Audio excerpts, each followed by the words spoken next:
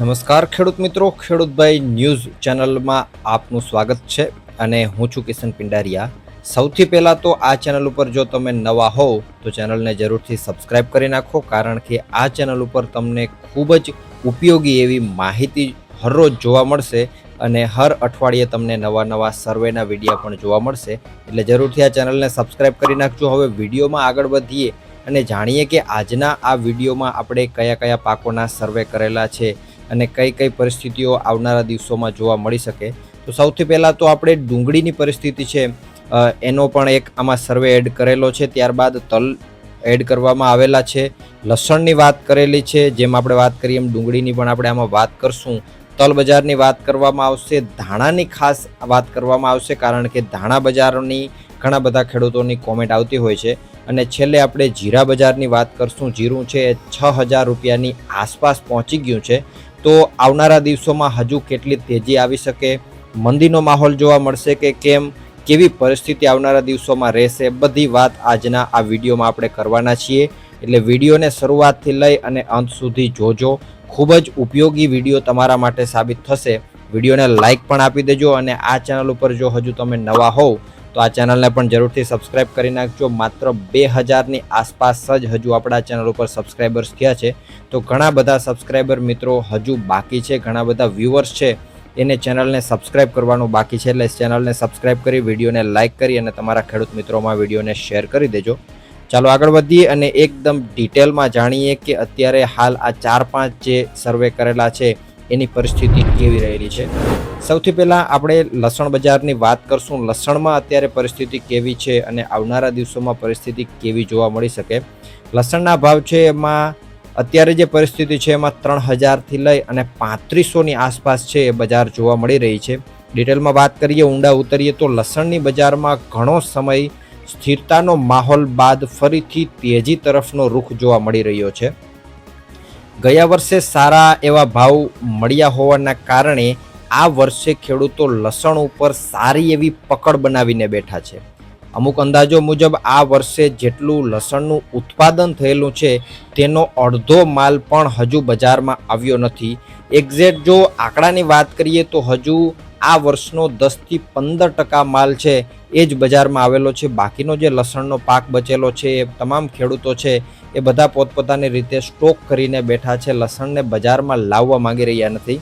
આગળ જો વાત કરવામાં આવે તો દેશાવરની વાત કરીએ તો દેશાવરની આવકો પણ ખૂબ ઓછી જોવા મળી રહી છે, અને ગુજરાતના મોટા જે લસણના સેન્ટરો છે એમાં વાત કરીએ તો રાજકોટ, ગોંડલ અને જામનગરનો સમાવેશ થાય છે, અને આ જે સેન્ટરો છે એમાં પણ લસણની આવક છે એ ખૂબ જ ઓછી જોવા મળી રહી છે।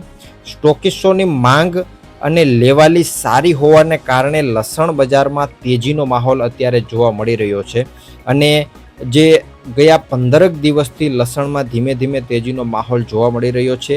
આવકોની જો વાત કરવામાં આવે કયા યાર્ડમાં કેટલી આવકો છે, તો ખાસ તો ગુજરાતની અંદર રાજકોટ માર્કેટિંગ યાર્ડ છે એમાં 1000 કટ્ટા જેટલી લસણની આવક છે એ નોંધાયેલી છે। ત્યારબાદ જો ગોંડલની વાત કરવામાં આવે તો 500 કટ્ટા જેટલી આવક છે એ ગોંડલમાં નોંધાયેલી છે, અને એ જ રીતે જામનગરમાં 150 કટ્ટા જેટલી લસણની આવક છે એ નોંધાયેલી છે। તો આ હતા લસણના અત્યાર સુધીના સૌથી મહત્ત્વના અપડેટ, અને આવનારા દિવસોમાં કેવી પરિસ્થિતિ જોવા મળી શકે એનો અંદાજ તમે આના ઉપરથી લગાવી શકો। આગળ વાત કરીએ તો ડુંગળી બજારમાં હવે કેવી પરિસ્થિતિ રહેલી છે અને ડુંગળી બજારમાં આવનારા દિવસોમાં કેવી પરિસ્થિતિ જોવા મળશે। ડુંગળીની આવકો છે એ હવે ઘટી રહી છે, તો ત્યારે ખેડૂતોના મગજમાં એક મહત્ત્વનો પ્રશ્ન એ થાય છે કે ભાવ છે તે કેટલે સુધી જશે। ડુંગળી બજારમાં મોટી તેજીની રાહ જોઈ રહેલા ખેડૂતોએ હજુ સફળતા મળી નથી।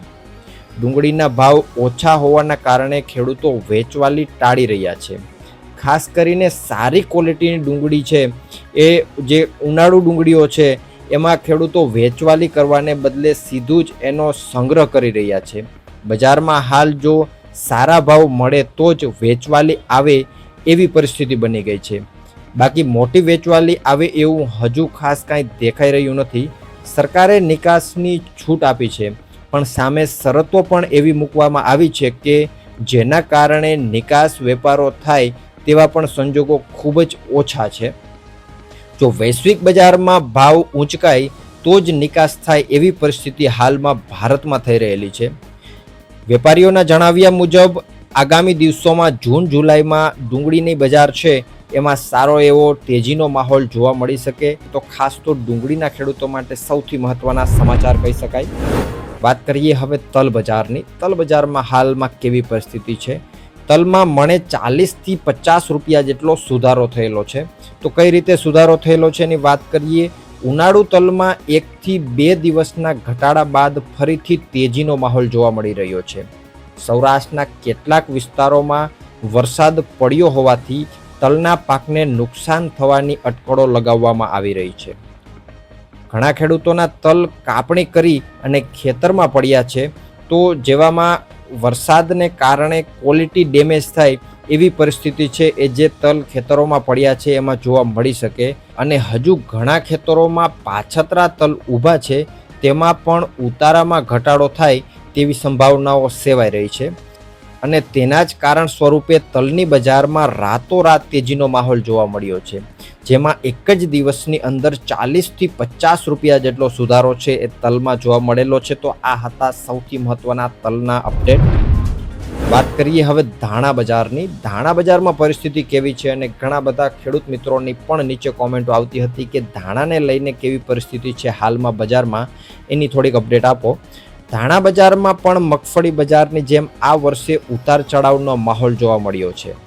હાલ વાયદા બજારમાં સુધારાનો માહોલ જોવા મળી રહ્યો છે અને સુધરતા વાયદાને કારણે હાજર બજારમાં પણ 10 થી 20 રૂપિયા જેટલો સુધારો છે એ હાલ ધાણા બજારમાં જોવા મળી રહ્યો છે. આવકોની વાત કરવામાં આવે તો ગુજરાત અને રાજસ્થાનમાં હવે ધાણાની આવકો ઘટવા લાગી છે.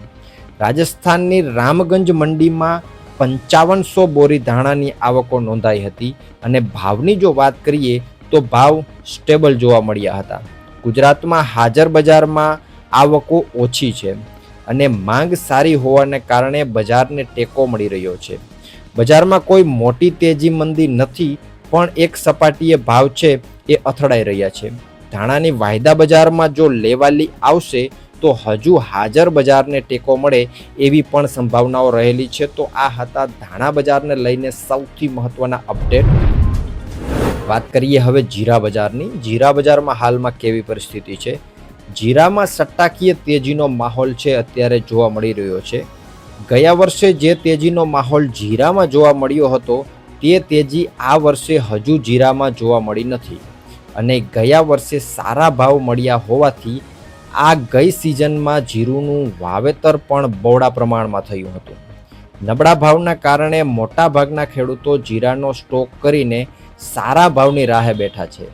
આમ ખેડૂતોની જીરા ઉપર મજબૂત પકડના કારણે બજારોમાં આવકો પણ ખૂબ ઘટી રહી છે.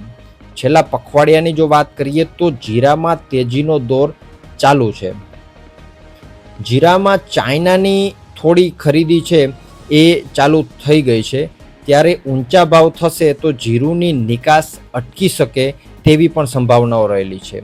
આ વર્ષે જીરુંનું ઉત્પાદન બહોળા પ્રમાણમાં થયું છે, જે તમે પણ જાણો છો, કારણ કે જીરાનું વાવેતર પણ ખૂબ મોટા પ્રમાણમાં જોવા મળ્યું હતું. ત્યારે હાલ તેજીની દોર સટોડિયાના હાથમાં હોય એવી પરિસ્થિતિ બની ગઈ છે. જીરું બજારમાં જો યોગ્ય ભાવ મળતા હોય તો નીકળી જવામાં પણ કાંઈ વાંધો નથી, કારણ કે અત્યારે જે હાલની જીરાની પરિસ્થિતિ છે તે સટ્ટાકીય પરિસ્થિતિ છે અને ક્યારે જીરામાં તેજી અથવા તો ક્યારે જીરામાં મંદીનો માહોલ જોવા મળી જાય એ કાંઈ નવાઈની વસ્તુ ન કહી શકાય. તો આ હતા આજના સૌથી મહત્વના અપડેટ. વિડીયો જો પસંદ આવે તો વિડીયોને લાઈક કરી દેજો. ચેનલ ઉપર નવા હોવ તો ચેનલને જરૂરથી સબસ્ક્રાઈબ કરી નાખજો, કારણ કે હર અઠવાડિયે તમારા માટે ઘણું બધું રિસર્ચ કરી અને નવા સર્વેના વિડીયો હું લાવું છું. તો વિડીયોને લાઈક કરી દો, ચેનલને સબસ્ક્રાઈબ કરી નાખો અને તમારા બધા મિત્રોમાં વિડીયોને શેર જરૂરથી કરી દેજો, કારણ કે એના માટે પણ આ વિડીયો ખૂબ જ ઇમ્પોર્ટન્ટ બની શકે છે.